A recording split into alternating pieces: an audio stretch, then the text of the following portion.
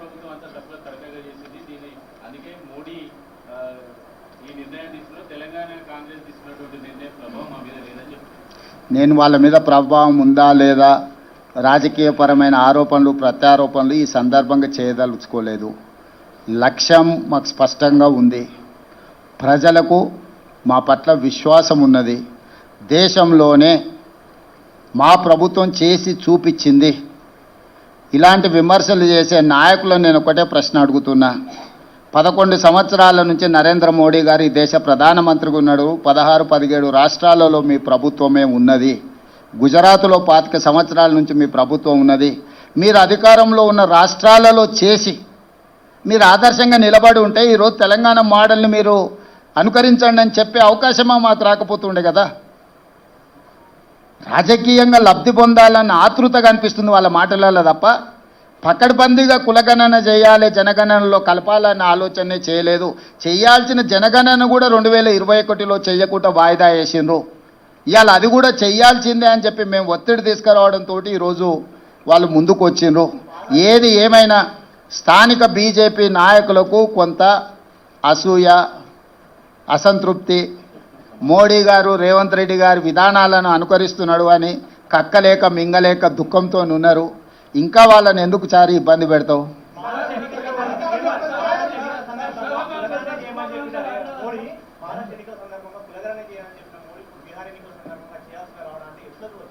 అంటే ఇవన్నీ రాజకీయాలకు ముడిపెట్టకండి. నేను ఒకటే చెప్తున్నా, ఇది ఈ దేశ ప్రజలకు మేలు జరుగుతుంది. ఏ ఒత్తిడితోనైనా నిర్ణయం తీసుకొని, ఏ అవసరంతోనైనా నిర్ణయం తీసుకోండి. అంతిమంగా ఈ బలహీన వర్గాలకు న్యాయం జరగాలి. ఇప్పుడు రాజకీయపరమైన వివాదాలను ఆరోపణలు చేయడం మొదలు పెడితే ఆ వర్గాలకు నష్టం జరుగుద్ది. మేము ఆరోపణలు చేయదలుచుకోలే. నేను ఈ సందర్భంగా ఏ ఒత్తిడితోనైనా ఏ అవసరం కోసమైనా చెయ్యడం ద్వారా నిజమైన లబ్ధి బలహీన వర్గాలకు చేరాలి. అదే మా లక్ష్యం, రాహుల్ గాంధీ గారి లక్ష్యం, మా లక్ష్యం, ఈ వేదిక మీద ఉన్న ప్రతి ఒక్కరి ఉద్దేశం అదే. కాబట్టి మేము దీన్ని ఏ ఎన్నికలకు ఏ రాజకీయ వివాదాలకు మేము ముడిపెట్టదలుచుకోలేదు.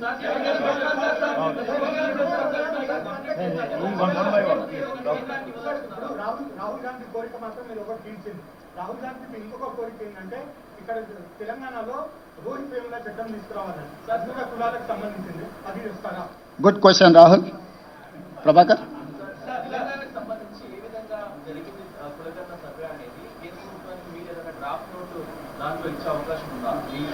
మేము ఆల్రెడీ ఆ నివేదిక పంపించినాము. ఫర్దర్గా వాళ్ళకి ఏదైనా కావాలనుకుంటే ఒక డెలిగేషన్, ఆఫీసర్స్ డెలిగేషన్ కానీ గ్రూప్ ఆఫ్ మినిస్టర్స్ వచ్చినా కూడా పవర్ పాయింట్ ప్రజెంటేషన్ ఇచ్చి మా అనుభవాలను అన్నిటిని కూడా వాళ్ళతో పంచుకుంటాము. వాళ్ళు ఇక్కడికి వచ్చిన సమాచారాన్ని ఇస్తాం, లేదు మమ్మల్ని రమ్మంటే కూడా ఢిల్లీకి వెళ్తాం. ఇక్కడ రాజకీయంగా పంతాలకు పట్టింపులకు మేము పోదలుచుకోలేదు. ఈ ప్రక్రియ పకడ్బందీగా చేసి సరైన సమయంలో మనం చేస్తే వీళ్ళందరికీ మేలు జరుగుతుంది. వీళ్ళ కోసం ఒక మెట్టు దిగడానికి కూడా, బలహీన వర్గాల కోసం ఒక మెట్టు దిగడానికి కూడా మా ప్రభుత్వానికి ఎలాంటి భేషజాలు లేవు.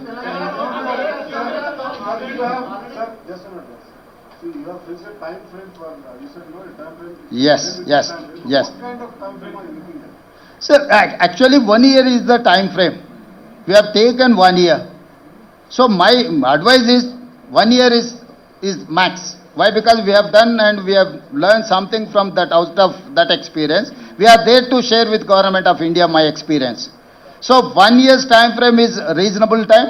They can do miracles within a year. I don't know how Government of India is going to take on a decision. That is why I have told you, discuss with political parties and stakeholders and civil societies. Then you will get some information or otherwise suggestions. Based on that, you prepare in a terms of reference. It is easy to handle things. Otherwise, it will become an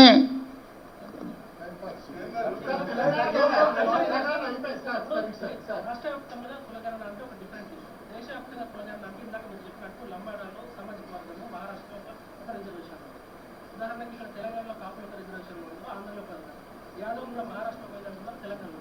అంటే ఈ reservation విషయం వల్ల బయటకు వస్తే దేశవ్యాప్తంగా ఎవరైతే అగ్రవర్ణ జాబితాలు ఉన్నారో అనుకున్నారో మళ్ళీ వాళ్ళంతా కూడా మమ్మల్ని బీసీలో చేర్చండి, ఎస్సీలో చేర్చండి, ఎస్టీలో చేర్చండి, సామాజిక ఉద్యమాలు నడిచే అవకాశం ఉంటుంది. కాబట్టి దీని మీద మీ స్టాండ్ ఏం తీసుకుంటారు? ఇప్పుడు వాస్తవంగా దీన్ని గందరగోళపరిచే వాళ్ళు లేవనెత్తుతున్న అంశాలు, ఏ రాష్ట్రానికి ఆ రాష్ట్రానికి రిజర్వేషన్లు ఆ సామాజిక వర్గాల నేపథ్యాన్ని తీసుకొని నిర్ణయాలు జరిగినాయి. ఇది స్టేట్ యాజ్ ఏ యూనిట్. నేను అందుకే ఆ సూచన చేసిన. ఇప్పుడు ఈ ప్రశ్నలన్నీ కూడా వాళ్ళు ఆల్ పార్టీ మీట్ పెట్టినరు అనుకో, లేకపోతే స్టేక్ హోల్డర్స్ మీట్ పెట్టినరు అనుకో, లేకపోతే సివిల్ సొసైటీస్ని పిలిచినరు అనుకో, మీరు అడుగుతున్న ప్రశ్నలన్నీ ప్రభుత్వం ముందుకు వస్తాయి.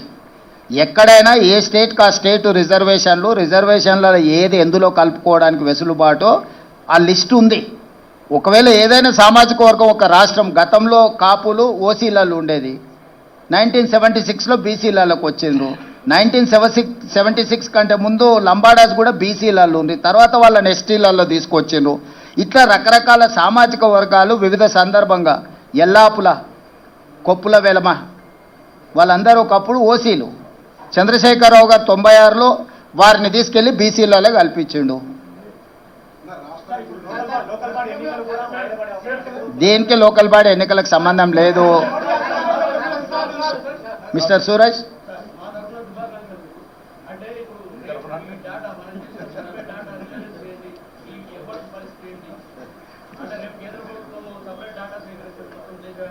ఏ డాటా సేకరించినా సూరజే ఉంటాడు, పొన్నం ప్రభాకరే ఉంటాడు కదా.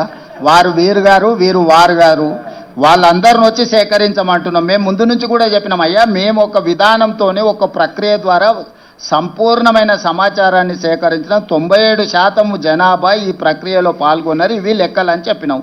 కేంద్ర ప్రభుత్వం ఇంకా మెరుగైన ప్రక్రియ ఏదని చేపడితే మంచిదే కదా, మాకేం అభ్యంతరం లేదు. మేము ఇంటింటికి వెళ్ళి 150 కుటుంబాలను 150 ఇండ్లను ఒక గ్రూప్గా దానికి ఒక ఎన్యూమరేటర్ను పెట్టి 60 రోజులు సమయం ఇచ్చినాం. ఓ రోజు సూరజ్ ఏదైనా పని మీద పెళ్లికో పేరంటానికి పోతే కూడా తెల్లారైనా మళ్ళీ పోయి నమోదు చేయించుకొని రాని.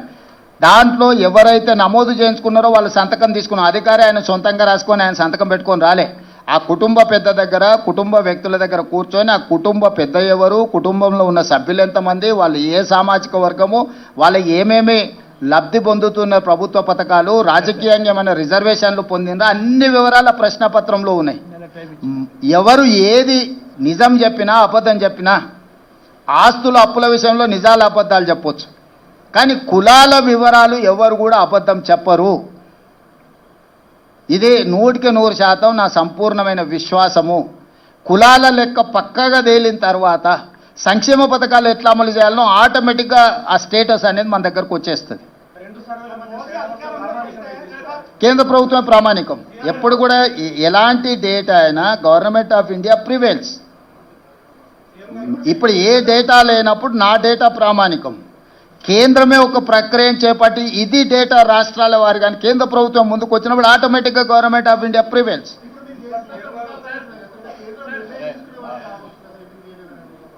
ఇప్పుడు వృధా కాదు, దేశానికి ఉపయోగపడ్డదని మేము చెప్తున్నాం. రోల్ మోడల్ తెలంగాణ అని ఎందుకు చెప్తున్నాం? 100 సంవత్సరాల నుంచి ఎవరు చెయ్యలేని పనిని, ప్రక్రియను తెలంగాణ రాష్ట్ర ప్రభుత్వం చేయడం ద్వారా చెయ్యడానికి ఏ విధి విధానాలు ఉండాలి, చేయడం వల్ల వచ్చే ప్రయోజనం ఏంది, చెయ్యకపోతే కలిగే రాజకీయ పార్టీలకు నష్టమేంది తెలిసింది. కాబట్టి ఈరోజు తెలంగాణలో సేకరించిన సమాచారం దేశానికి ప్రయోజనం చేకూరింది. కాబట్టి ఇవాళ దేశానికే రోల్ మోడల్గా నిలబడ్డం మేము. తెలంగాణ మోడల్ దేశానికే రోల్ మోడల్.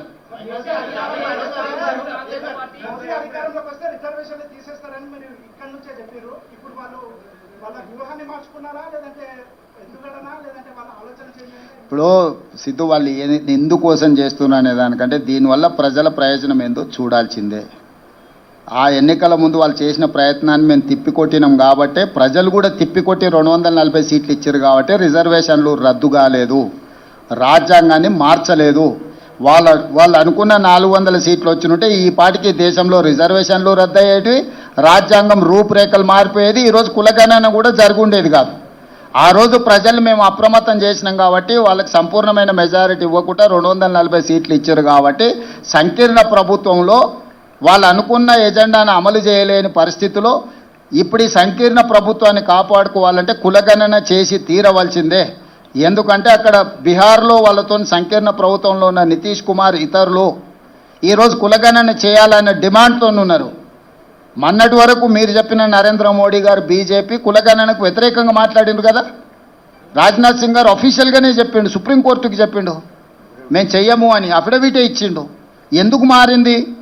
మేము ఎన్నికల ముందు, పార్లమెంట్ ఎన్నికల ముందు ప్రజల్ని అప్రమత్తం చేసినాం కాబట్టి ప్రజలు మోడీకి సంపూర్ణమైన మెజారిటీ, ముఖ్యంగా 400 సీట్లు ఇవ్వకుండా తిరస్కరించడంతో by political compulsion he has decided to take up this issue. So మేము ఏదైతే ప్రయత్నం చేసినామో రాహుల్ గాంధీ గారి భారత్ జోడో యాత్ర దేశ ప్రజలకు ఉపయోగపడ్డది.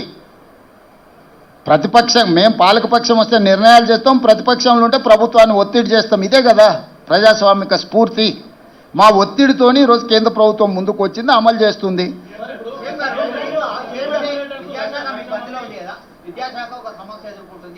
ఇక అది ఇప్పుడు ఇది మాట్లాడుకున్నాం. ఇప్పటికాడికి దీనికి మాట్లాడదాం. ఇక్కడ దేని విషయం మాట్లాడదాం.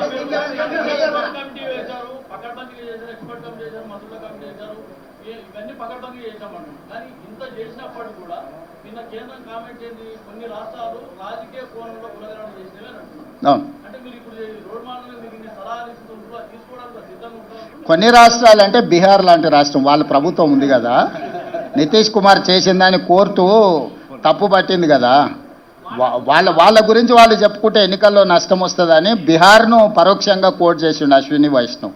It is not for Telangana.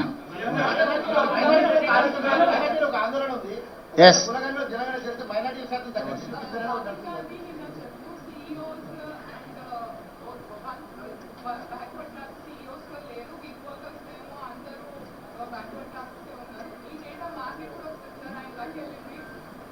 ఆయన ప్రధాన ప్రతిపక్ష నాయకుడు, ప్రజాప్రతినిధి కాబట్టి వారికి కొంత సమాచారం ఉంటుంది. మీరు ఈడనే ఉన్నారు లోకల్గా, you are live witness for everything. మేము డేటా అంతా ఇచ్చినాము, కొంత సెన్సిటివ్ డేటా షేర్ చేయడానికి లేదు. Data privacy act, head of a డిపార్ట్మెంట్లో ఎవరు ఉన్నారు ఏంది అనేది ఆ డేటా అంతా అఫీషియల్గా ఎప్పుడైనా అందుబాటులో ఉంటుంది.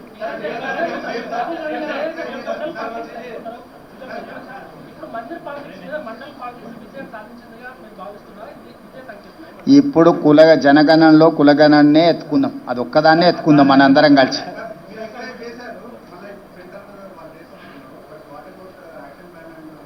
మా యాక్షన్ ప్లాన్ కూడా ఎక్స్పర్ట్స్ కమిటీని అపాయింట్ చేసినాం. We will take that experts committee suggestions and we will implement. Yes, it is there, it is under process. ఇప్పుడు ఈ ప్రెస్ మీట్ అనేది నిన్న కేంద్ర ప్రభుత్వం తీసుకున్న నిర్ణయం మీద రాష్ట్ర ప్రభుత్వం సహకారానికి సంబంధించి మీరు ఏ ప్రశ్నలు అడిగినా దానికి రిలేట్ చేసి అడగండి. केंद्र सरकार ने ये फैसला लिया है, उसके बाद तरह तरह की बातें हो रही है, आपकी पार्टी स्वागत कर रही है, आपकी पार्टी की तरफ से ये भी कहा जा रहा है कि बिहार इलेक्शन को लेकर किया गया है, आपकी पार्टी की तरफ से ये कहा जा रहा है कि डाइवर्जन है क्योंकि अभी कुछ दिन पहले घटना घटी। और तेलंगाना मुख्यमंत्री ये पूरी बातें जो हो रही हैं, आपने जो बोलना था पूरा, आप क्या सोचते हैं पूरे डिस्कशन में ये सही हुआ है, गलत हुआ है? और जो दो बातें कही जा रही है आपकी पार्टी की तरफ से, डाइवर्जन एंड बिहार चुनाव को लेकर, उस पर क्या कहना? चतुर्वेदी, ये सब सारे राजनीति में बार बार जब पत्रकार ने जो सवाल पूछा, सवाल के हिसाब से जवाब आएंगे. हमारे मित्रों ने क्या, आपके मित्रों ने क्या सवाल किया, हमारे मित्रों ने क्या जवाब दिया, मुझे तो पता नहीं. जहाँ तक मुख्यमंत्री होदा से मैं एक ही बात साफ कहना चाहता हूँ, जो तेलंगाना पहले कदम उठाए, मोदी जी ने मान लिए तेलंगाना कदम सही है. जो तेलंगाना राज्य सरकार ने जो मांग की है, जो खत लिखा मोदी जी को, वो खत मान लिए. इसीलिए मैं अभिनंदन करना चाहता हूं नरेंद्र मोदी जी को, तेलंगाना को आदर्श लेकर आगे जा रहे हैं. आगे केंद्र सरकार ने जनगणना में कुलगणना जो करने के लिए कोशिश कर रहा है, उसके लिए हम सुझाव देंगे, हम मदद देंगे, आगे मिलकर काम करेंगे. अभी तो इतना ही है. मैं राजनीति के बारे में चर्चा नहीं करना चाहता हूं, मैं आरोप नहीं लगाना चाहता हूं, क्योंकि राहुल गांधी का जो सोचधारा है, वो सोचधारा अमल करने का जिम्मेदारी तेलंगाना सरकार के है. जो राहुल गांधी सोचधारा को मोदी जी ने अमल किए तो ये तो बेहतर है, क्योंकि ये लीडर ऑफ अपोजिशन कुछ सुझाव दिए, जब प्रधानमंत्री मान लिए तो देश के लिए अच्छा है. यहाँ ये मुद्दे को यहीं देखो, बिहार में क्या चुनाव हो रहा है, आगे सीमांतर के क्या होने वाले, सीमा पे क्या हो रहा है, ये सब सारे हम इस मौके पे हम ये सब सारे चर्चा नहीं करना चाहता हूं मैं.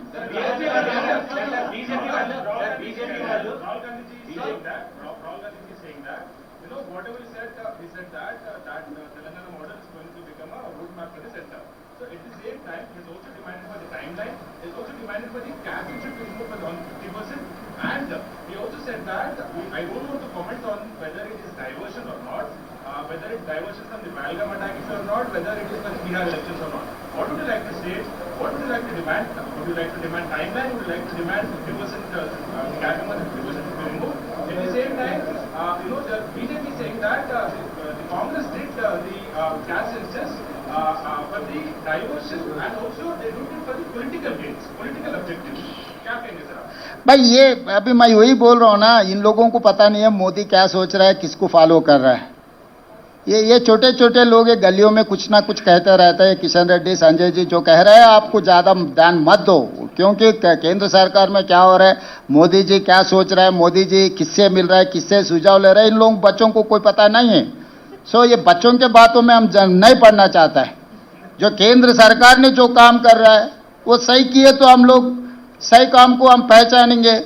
राहुल जी कल he has appreciated Narendra Modi and union government. Once my leader is appreciated union government, then there is no point to going back.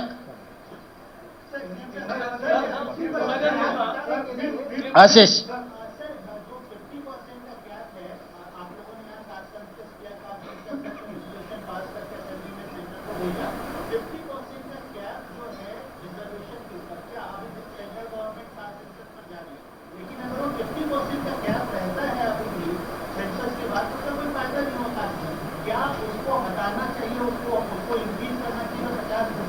Ashish ji, supreme court ने 50% ही रखना बोल के नहीं बोले। जब आपके ने डेटा नहीं है,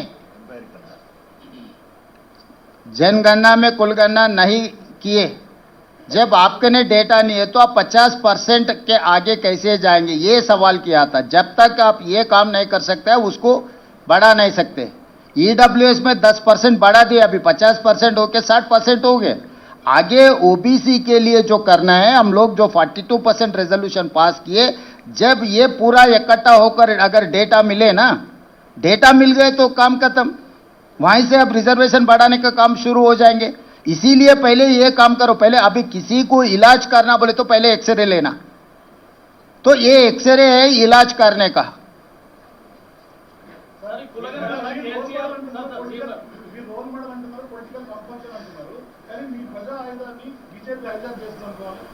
దేశ ప్రజలకు ఉపయోగపడ్డప్పుడు ఎవరు మమ్మల్ని ఆదర్శంగా తీసుకున్నా మాకేం అభ్యంతరం లేదు।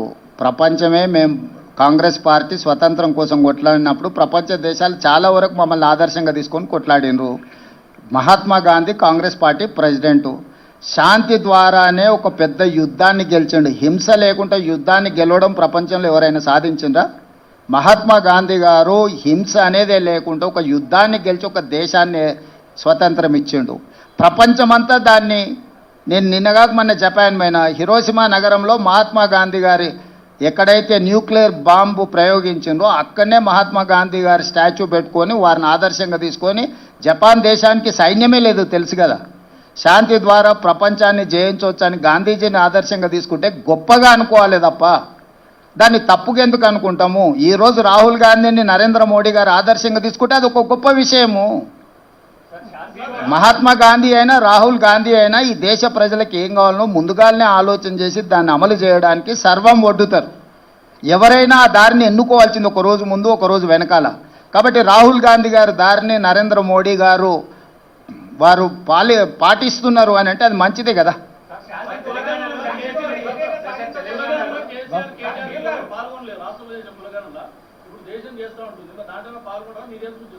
నేను అనేది ఏంటంటే లేనోడు లేనట్టే, ఎందుకయ్యా మనకి చర్చ? వెనకటికి ఆయన చేసినప్పుడు చెప్పిండు కదా, ఉన్నోడే ఉన్నట్టు లేనోడు పోయినట్టు అని చెప్పిండా?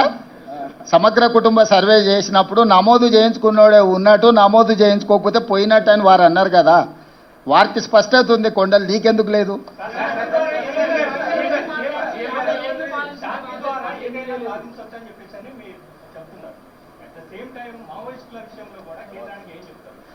అవన్నీ మొన్ననే చెప్పిన, చర్చలు చేస్తున్నాం।